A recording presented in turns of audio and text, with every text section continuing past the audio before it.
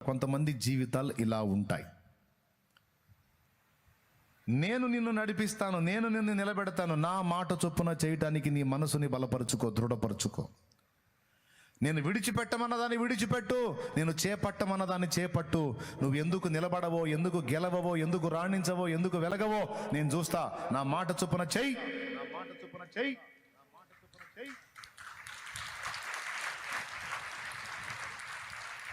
కానీ నువ్వు చేయవు. నీ మాట దేవుడు వినాలన్న వ్యవహారమే తప్ప దేవుని మాట నువ్వు విని దేవుని మాట చొప్పున చేద్దామని నువ్వు తీర్మానం తీసుకుని అడుగులు వేసే తక్కువ. దేవుడు అంటాడు, ఎందుకు నీ వైఫల్యం అంటే నా మాట చొప్పున చెయ్యని కారణం చేతనే, నీ మనసుకు తోచినట్టే చేస్తూ ఉంటావు. అందుకే యాకోబు గతి అంతే అయ్యింది. దేవుడు ఒకటి చెబితే ఇంకొక టైపులో వెళ్తూ ఉంటాడు. చివరికి దేవునితోనే ఒప్పందాలు చేసి, దేవునితోనే ఈయన నిబంధనలు చేసి, నువ్వు నాకు ఎట్లా ఉండు, నువ్వు ఎట్లా చేయి, ఎట్లా చేయి అంటే ఆయన సరే యాకోబు అంటే యాకోబు చెబుతాడు, దేవుడు చేస్తాడన్నమాట. అలాగే చేసుకుంటూ పోయాడు. తిరిగి రిటర్న్ వచ్చేటప్పుడు లాభాన్ దగ్గర నుంచి జంప్ అయ్యేటప్పుడు, అంటే మావ దగ్గర నుంచి పారిపోయేటప్పుడు ఎబ్బోకు రేవు దగ్గరకు వచ్చేటప్పటికి అర్థమైంది మ్యాటర్. ఇప్పుడు పుట్టింటికి పోలేడు, అత్తింట్లో ఉండలేడు. అత్తింట్లో ఉండటానికి మామ శత్రువు అయ్యాడు, బామర్దులు శత్రువులు అయ్యారు. దొరికితే చంపేయాలని ఉన్నారు. పుట్టింటికి పోతే అన్న శత్రువు అయి ఉన్నాడు, ముందే కత్తి నూరుకొని ఉన్నాడు, దొరికితే చంపేద్దామని. ఇప్పుడు అటు పోలేడు, ఇటు పోలేడు. ఎబ్బోకు రేవు కుటుంబాన్ని దాటించి ఒక్కడే మిగిలిపోయాడు ఒంటరిగా. ఈరోజు నువ్వు వేసిన ఐడియాలు, ప్రయత్నాలు ఏమంటే తెలివితేటలన్నీ దెబ్బ కొట్టినాయి. ఇప్పుడు ఎటు కాకుండా అయిపోయి ఇప్పుడు బిక్కుబిక్కుమంట పైకి చూస్తున్నావు. దేవా ఏంది యాకోబు చూసినట్టు చూస్తున్నావు. ఇప్పుడైనా నీవు నేను మనం సిగ్గు తెచ్చుకొని చేయాల్సింది ఏంటంటే, ఏవి చెయ్యమంటే మనం అశ్రద్ధ చేసి ఈ గతి పట్టామో ఇప్పుడు మళ్ళీ అవి చేయడానికి మనం మొదలు పెట్టాలి. అప్పుడు దేవుని మాట నెరవేరుద్ది. యాకోబు ఓటమి ఓటమి ఓటమి ప్రాణ భయంతో చివరికి దేవుని దగ్గర నిలిస్తే, ఒక నరుడు తెల్లవారు వరకు యాకోబుతో పెనుగులాడాడు. ఎంతకీ అతని గెలవకుండుట చూచి తొడగూటి మీదున్న తుంటి నరమును కొట్టినప్పుడు తొడగూడు వసిలెను. అతడు అవిటివాడై బలహీనుడైపోయి కాళ్ళు పట్టుకున్నాడు. ప్రియ బిడ్డ, ఒక అద్భుతమైనటువంటి మాటని దేవుడు మొన్న అనుగ్రహించిన పాటలో మెన్షన్ చేయించాడు. ఒక అద్భుతమైన మాట, 2 లైన్లు. ఆ 2 లైన్లలో మన జీవితానికి సరిపోయినంత పాఠం ఉంది. అంటే నేను రాశాను గొప్పదనిగా, దేవుడు నాకు ఇచ్చిన ఆ తలంపు గొప్పదని చెప్తున్నాను. దేవునికి మహిమ కలుగును గాక. దేవుడిచ్చిన తలంపది. పాట రాద్దాం ఏదో ఒకటి ఈ సంవత్సరాన్ని కూర్చోనండి.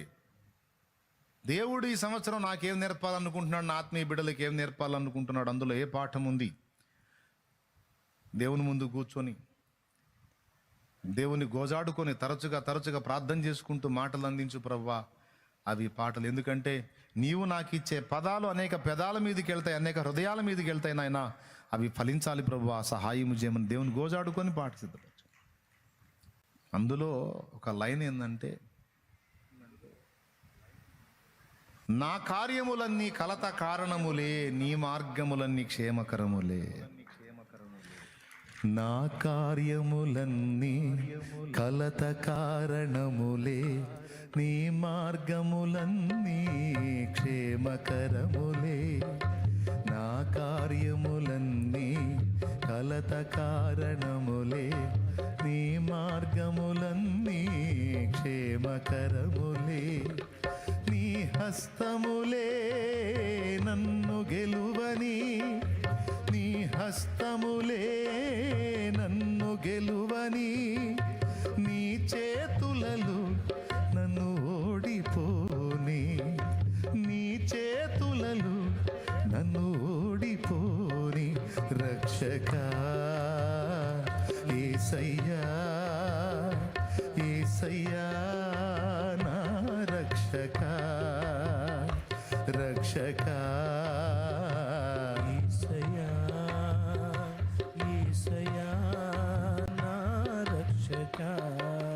నజరేతువాడా, నా ప్రాణనాథ, నా విమోచక, విశ్వ పరిపాలక. Praise the lord. తర్వాత పాడుకుందాంలే, కానీ ఆ పదం మీద మనం దృష్టి పెడదామంటే, నా కార్యములన్నీ అగచాట్లకు కారణం. నా ఐడియాలు ఏమండి అగచాట్లు తెస్తాయి. నీ మార్గములు, నీ మాటలో నేను కానీ ప్రయాణం చేస్తే అవి నాకు క్షేమకరములు. నీ హస్తములే నన్ను గెలవని, నీ చేతుల్లో నన్ను ఓడిపోని. దేవా, నేను ఎప్పుడు నిన్ను గెలవద్దు ప్రభా, నిరంతరం నీవే నన్ను గెలుచుదువుగాక, నీవే నన్ను గెలుచుదువుగాక. నిరంతరము దేవా నీ చేతిలో నేను ఓటమి పాలగుదునుగాక, ఓడిపోవుదునుగాక. ఇదే జరుగునుగాక, ఇదే జరుగునుగాక. ఆమేన్, ఆమేన్, ఆమేన్, ఆమేన్, ఆమేన్. ఇది మన హృదయ వాంఛై ఉండాలి బిడ్డ.